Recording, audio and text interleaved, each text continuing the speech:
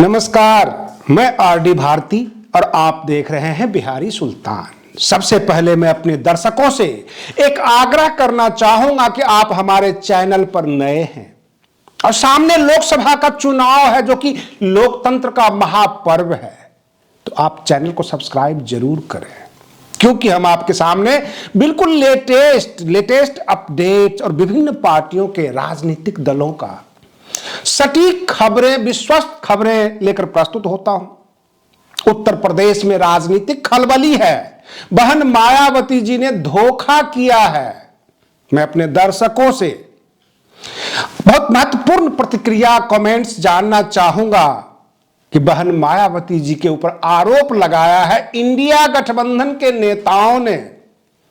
उन्होंने बहुत बड़ा धोखा किया है इंडिया गठबंधन के साथ। तो इस वीडियो में हम ये समझना चाहते हैं, इंडिया गठबंधन ने कुछ दे रखा था बहन मायावती जी को, कोई पोर्टफोलियो दे रखा था, कोई बड़ा पद दे रखा था, फिर किस बात का धोखा। और समाजवादी पार्टी के नेता, इंडिया गठबंधन के लोग जितने भी नेता हैं, भाजपा की बी टीम कहते हैं बसपा को। आखिर क्यों? क्या वो ये चाहते हैं कि इंडिया गठबंधन में जो दो तीन दल शामिल हैं, मुख्यतः जो समाजवादी पार्टी, कांग्रेस, वही विपक्ष हैं, वही देश के नेता हैं और भाजपा सत्ता में है। बहन मायावती जी को नगण्य मानते हैं, असदुद्दीन ओवैसी को तो कुछ समझते ही नहीं।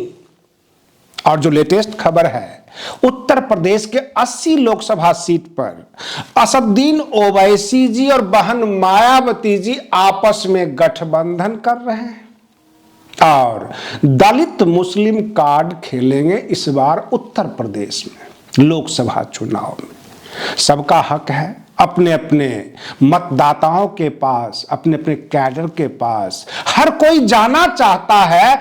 बहन मायावती जी को एक उम्मीद था कि इंडिया गठबंधन वाले बड़े दिल करके आएंगे। उन्होंने कहा भी था प्रेस कॉन्फ्रेंस करके कि कब किसकी क्या जरूरत पड़ जाए, लेकिन यह भी इशारा उन्होंने नहीं समझा और बार बार हमलावर होते रहे बहुजन समाज पार्टी के ऊपर। अभी भी आप हमारे चैनल पर ही हमारे कमेंट सेक्शन में आकर देख लीजिएगा, बहुत सारे लोग बसपा पे हमलावर होते हैं। उनको तकलीफ है कि बसपा क्यों आगे बढ़ रही है, वे क्यों नहीं आगे बढ़ रहे हैं। बहन मायावती जी के पास कोई ऑप्शन नहीं था और उन्होंने असदुद्दीन ओवैसी जी को अपने साथ गठजोड़ करने का फैसला किया है। अभी ऑफिशियल गठबंधन का ऐलान नहीं हुआ है, लेकिन दोनों दल करीब करीब नजदीक आ गए हैं। अब जो है सीटों का बंटवारा होगा, सीटों का फाइनलाइज करेंगे, कहां कहां से कौन कौन से सीट पर असदुद्दीन ओवैसी जी के कैंडिडेट खड़े होंगे और कहां कहां से बसपा के कैंडिडेट होंगे। आपको आश्चर्य होगा, बिहार में चिराग पासवान और उपेंद्र कुशवाहा दूध से मक्खी की तरह निकाल दिए गए एनडीए में। उपेंद्र कुशवाहा की तब तक खातिरदारी थी जब तक नीतीश कुमार एनडीए के पास नहीं थे। अब नीतीश कुमार एनडीए के साथ हैं बिहार में, तो उपेंद्र कुशवाहा की क्या जरूरत। और रही बात पासवान समाज, ये कह रहा है, बिहार का पासवान यानी SC ST के जो वोटर है, मतदाता है, वो ये कह रहे हैं कि हम मरहूम और दिवंगत नेता रामविलास पासवान जी का चेहरा देखकर, छवि देखकर, जो लोजपा रामविलास के साथ है, कहने का मतलब चिराग पासवान के साथ है, करीब करीब 8% वोट चिराग पासवान के पास है बिहार में और उन्हें कभी 2 कभी 3 सीट कह रहे हैं, जबकि चिराग पासवान 5 सीट मांग रहे हैं। रामविलास पासवान जी 2019 में 6 लोकसभा सीट और 1 राज्यसभा सीट लिए थे एनडीए से और इस पर सहमति जताई गई थी। अब उनके मरने के बाद ये पार्टी 2 फाड़ हो गई। उनके भाई पशुपति पारस अलग हो गए, 5 सांसदों को लेकर गुटबंदी हो गई। चिराग पासवान अकेले इस पार्टी को चलाने लगे, कहने का मतलब पार्टी भी 2 अलग अलग हो गई। एक राष्ट्रीय लोजपा बन गई, एक लोजपा रामविलास बन गई। जो लोक जनशक्ति पार्टी रामविलास, जिसके मुखिया है चिराग पासवान, उन्होंने कहा कि कम से कम हमें 4 सीट पर तो हम राजी हो जाएंगे, लेकिन हम 5 सीट की डिमांड करते हैं, और उन्हें 2-3 सीट पर मनाने की सोच रहे हैं एनडीए वाले। उपेंद्र कुशवाहा से पहले कहा करते थे कि 2 सीट तो आपको कंफर्म है, 1 सीट पर और बात बन सकती है, लेकिन उपेंद्र कुशवाहा को भी बाय बाय करने की तैयारी में है, उन्हें 1 सीट दे रहे हैं। जबकि उपेंद्र कुशवाहा अपनी पहली दल जो रजिस्टर्ड करवाया था उसको जदयू में विलय कर लिया था, उसके बाद फिर जदयू से निकले और उसके बाद फिर एक अपना दल बनाया और एनडीए के गठबंधन में आ गए। आपको क्या लगता है कि भाजपा क्या जीतन राम मांझी को भाव देगी, या तब तक भाव देगी जब तक जरूरत है? और रही बात ये, कई बार जीतन राम मांझी ने कहा है, सामंतवादी से ज्यादा डर लगता है नव सामंतवादियों से। नव सामंतवादी एक नया शब्द निकल कर आया है, और उत्तर प्रदेश में आपको नहीं लगता कि भाजपा अगर सामंतवादी है तो इंडिया गठबंधन जहां पर कांग्रेस है, समाजवादी पार्टी के नेता हैं, ये सबके सब नव सामंतवादी तो नहीं है?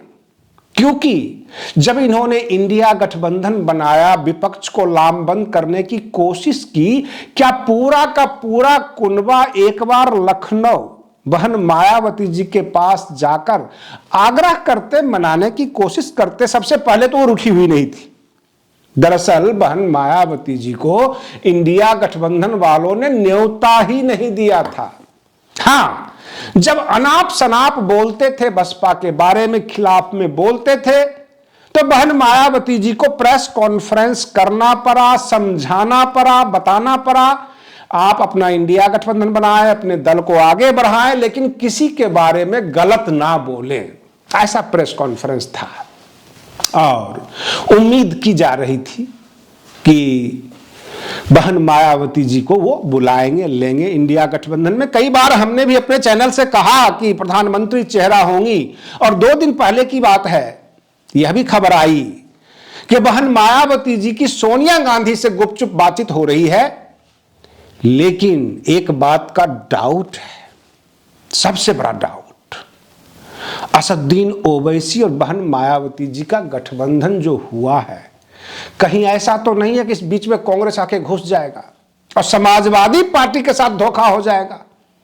क्योंकि धोखा का ये खबरें शुरू हो रहा है। धोखा तो उससे होता है जिसके साथ आप हो, कोई लेन देन हो, कुछ कस्में, कुछ वायदे कर रखे हो।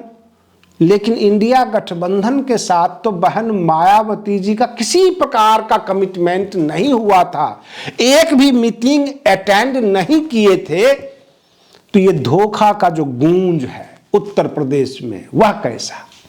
क्या इंडिया गठबंधन वालों को जन्मसिद्ध अधिकार है दलित और अल्पसंख्यक वोटों पर, और वो बहन मायावती जी और असदुद्दीन ओवैसी जी क्यों ले जाएंगे? ये कहना चाहते हैं, या ये कहना चाहते हैं कि इंडिया गठबंधन से कांग्रेस पार्टी उत्तर प्रदेश में खिसक कर बहन मायावती जी और असदुद्दीन ओवैसी जी के साथ आने वाले हैं? इस तरह की गूंज शुरू हो गई है। अब देखना यह है कि अगले 24 घंटे में क्या क्या गुल खिलता है। लेकिन यह तो समझ में आ रहा है और कंफर्म रिपोर्ट है कि दलित मुस्लिम कार्ड इस बार चला जाएगा उत्तर प्रदेश में। और भाजपा भी यही चाहती है कि हिंदू वोट उन्हें मिल जाए और दलित मुस्लिम वोट जो है कोई भी ले जाए, चाहे सपा वाले ले जाए, इंडिया गठबंधन वाले ले जाए, या बहन मायावती जी ले जाए। बहन मायावती जी के पास 13% वोट तो 2022 में भी देखा गया, और असदुद्दीन ओवैसी जी के जुड़ने से अगर अल्पसंख्यक समुदाय जुड़ जाता है और वोट में इजाफा होगा, तो जितना प्रतिशत इजाफा होगा उतना प्रतिशत इंडिया गठबंधन को कम होगा। इसी बात का डर है इंडिया गठबंधन को कि सत्ता में तो आ नहीं पाएंगे, सीट तो निकाल नहीं पाएंगे, कितने सीट का नुकसान होगा, वोट परसेंटेज कितना नुकसान हो जाएगा। और रही बात ये, समाजवादी पार्टी अभी तक तो यही ताल ठोकते रहे कि अल्पसंख्यक वोट हमारा, कांग्रेस दुविधा में पड़ गया, क्योंकि कांग्रेस ये समझ रहा था कि भाई दलित वोट जो है हम मांग लेंगे और अल्पसंख्यक वोटों पर अधिकार है। अगर बहन मायावती जी असदुद्दीन ओवैसी जी के साथ कांग्रेस आकर जुड़ जाता है तब क्या होगा? कल्पना कीजिए कि आगे 2024 में क्या क्या हो सकता है, क्योंकि सबको दारोमदार है अल्पसंख्यक वोटों पर। और ये कंफर्म है, ये सोचते हैं कि भाजपा को तो ये वोट जाएगी नहीं। कांग्रेस ये सोच रही थी कि हम मजबूत हो रहे हैं। समाजवादी पार्टी कई बार ताल ठोकी, कही कि अल्पसंख्यक वोटों पर हमारा अधिकार है, हमारे पास है। जब गुड्डू जमाली जी ने आजमगढ़ में उनको हरा दिया था तो उनको समस्या हो गया कि कहीं अगर बसपा अल्पसंख्यक कैंडिडेट दे दे तो समस्या होगी, लेकिन बसपा के साथ असदुद्दीन ओवैसी खड़े हों तो पिक्चर क्लियर हो जाता है कि अल्पसंख्यक वोट उधर ही जाएगा। समाजवादी पार्टी के मुखिया अखिलेश यादव ने बड़े तीसमार खां की तरह चुन चुन के बसपा के नेताओं को काटा और बहन मायावती जी मुस्कुराती रही कि नेता ले जाइए, ले जाइए, ऐसा कार्ड खेल देंगे, मतदाताओं को बुला लेंगे अपने पास, नेता तो हम तैयार करते हैं। बसपा के बड़े बड़े लीडर ये कहते हैं कि बहुजन समाज पार्टी नेता बनाने की फैक्ट्री है, यहां पे हम तैयार करते हैं, जितना मर्जी उतना थोक के हिसाब से ले जाओ क्योंकि जनता हमारे साथ है। मान्यवर काशीराम ने यही नारा दिया था, जनता साथ हो, बहुजन समाज साथ हो तो नेता जितना मर्जी उतना काट के ले जाए। नेताओं के साथ पीछे पीछे जनता नहीं जाती है, क्योंकि आज 21वीं सदी का भारत है, सबके हाथ में मोबाइल है, जनता सब कुछ जानती है, नेताओं के पीछे पीछे नहीं घूमती। और इसलिए ऐन समय पर आकर बहन मायावती जी ने और असदुद्दीन ओवैसी जी ने यह फैसला लिया कि दलित मुस्लिम कार्ड के तहत उत्तर प्रदेश में चुनाव लड़ा जाएगा। इसमें कांग्रेस भी सशंकित है, समाजवादी पार्टी बौखलाए हुए हैं। देखना यह है कि अगले 24 घंटे में क्या परिणाम निकल कर आता है। आज के लिए बस इतना ही। आप बने रहिए बिहारी सुल्तान चैनल पर। हम फिर मिलते हैं अगले वीडियो में, तब तक के लिए धन्यवाद।